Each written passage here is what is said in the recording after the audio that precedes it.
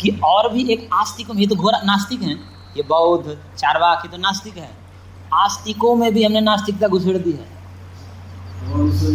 वो भी सुन लीजिए, शंकराचार्य भी सुन लें, अद्वैतवादी भी सुन लें, हम नहीं कह रहे हैं, भगवान शंकर स्वयं कह रहे हैं। मायावादम छास्त्रम प्रच्छन्नम बौद्धमेव च मय्येव कथितम देवी कलौ ब्राह्मण रूपिणा।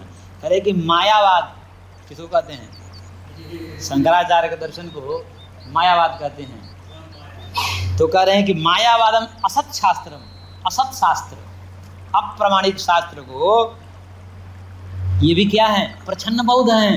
एक तो बौद्ध है सीधे कह देते हैं कि वेद को मैं अप्रमाणिक मानता, वेद कुछ नहीं है। ये लोग वेद को प्रमाणिक मानते हुए और फिर वही नियम लाते हैं, बौद्ध वाला दर्शन लाते हैं। क्या है? जब जगत स्वप्न है, जगत क्या है? स्वप्न है। हाँ वही है, लगभग वही है उनका शून्यवाद, इनका मायावाद। लेकिन ये वेद को प्रमाण मान करके, वेद मंत्रों को कोट करके वो दर्शन लाते हैं। तो करेगा मैंने ही किया है कल युग में ब्राह्मण रूप लेकर के, शंकराचार्य आदि का रूप लेकर के, मैं ही। इसलिए भगवत पाद शिव अवतार शंकराचार्य कहते हैं। भगवान शंकर क्या होगा? क्यों? क्योंकि इधर भी फंसाना था, नरक में ले जाना था लोगों को।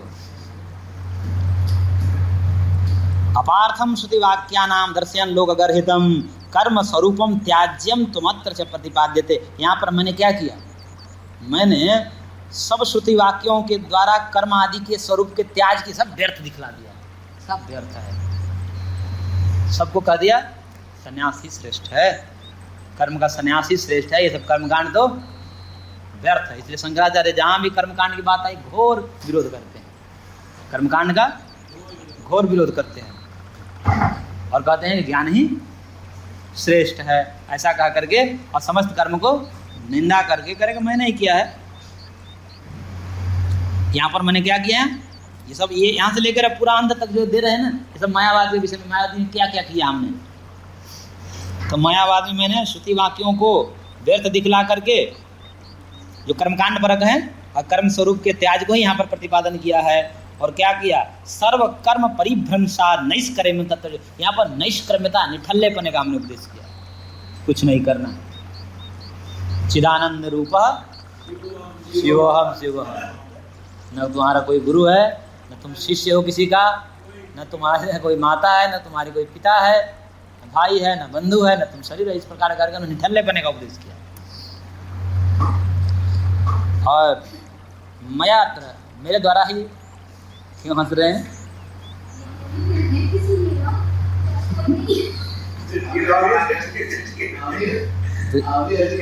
इसलिए ना करना है ना, कई लोग ऐसे मान करके नरक में चले जाएं। कोई कर्तव्य का निर्वाह ना करे तो क्या नरक में जाएंगे। तो भगवान को नरक में भी ले जाना, क्योंकि सब उन्हीं के बनाए हुए हैं।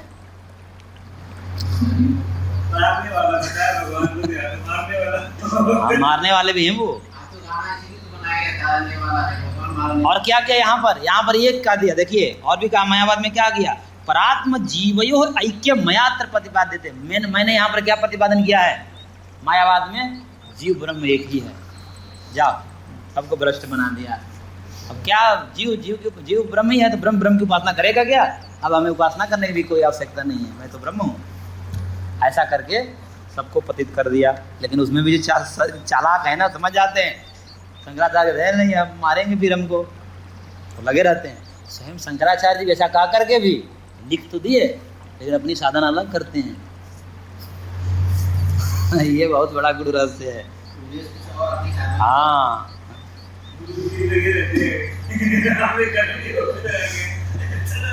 तो परात्म जीव हो ऐक्यम मया त्रपति। मेरे द्वारा यहाँ पर जीव और ब्रह्म की एकता का प्रतिपादन किया गया है।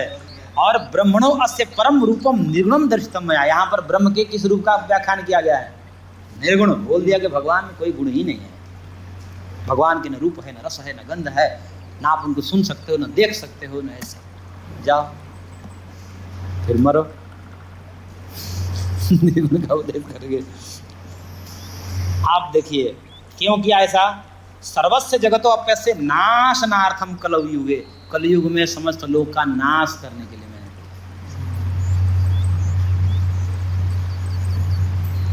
सर्वस्व जगतो अस्य सर्वतः सर्वस्व जगतः नाशनार्थम कलयुगे, कलयुग में सब लोगों को यहाँ पर बिरले ही कलयुग में कोई मुक्त हो पाएगा जो बहुत सावधान होगा और जिस पर भगवान कृपा कर दें वो शास्त्र के निचोड़ समझ जाए, क्योंकि इतने शास्त्रों में मिलावट कर दिया भगवान ने ही मिलावट कर दिया। किसी को भेजकर मिलावट करा देते हैं, जाओ मिलावट कर दो, जाओ ऐसा बोल दो, ऐसा मत पंथ चला दो, क्योंकि इस कलिकाल में सब पापी जन्म लेंगे तो इनको ज्ञान कैसे हो सकता है, मेरे को प्राप्त कैसे कर सकते हैं, सब जाएंगे नरक में।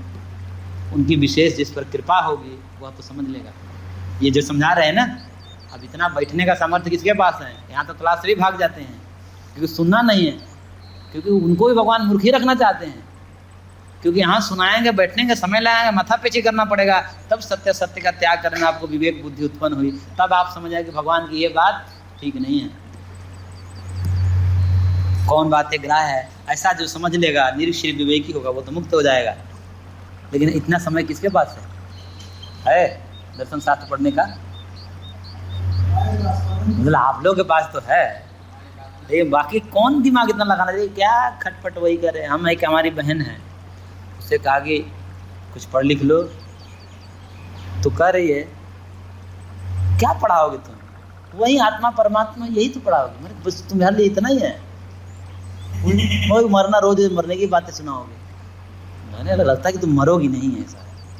अरे मरना तो सबको है, तो वही आत्मा परमात्मा की बातें बताओगे, जैसे कि मतलब वो सब समझ लिए यार, इतने हल्के में समझ रही है हमको। तो कह रहे कि क्या आप लोग बताओ, वही बताओगे। बताओ अब क्या किया जा सकता है ऐसे लोगों को। तो कलयुग में नाश के लिए भगवान शंकराचार्य ने आया और अद्वैत मार्ग का प्रतिपादन किया। भगवान स्वयं आए हैं, ऐसा किए है।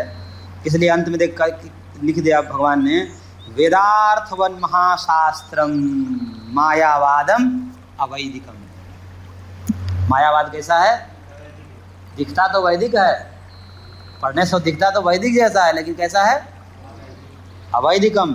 वेदार्थवत दिख रहा है, वेदार्थ के समान लगता है, पढ़ने से उसको लगता है कि सही तो कर रहे हैं शंकराचार्य जी, क्या दिक्कत है इसमें, जगत स्वप्न है।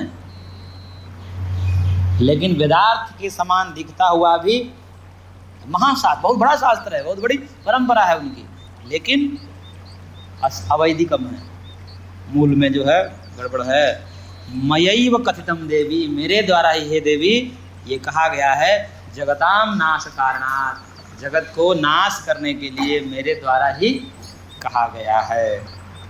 अधिकम तो ब्रह्म मीमांसा भाष्य प्रपंचितम अस्माभि थी, कह कि अधिक बात यहाँ नहीं कहेंगे, क्योंकि हमारा ग्रंथ ब्रह्म मीमांसा पर में मैंने भाष्य लिखा है, वहाँ इसका हमने विस्तार से भाष्य किया है, वहाँ देख लेना चाहिए। हाँ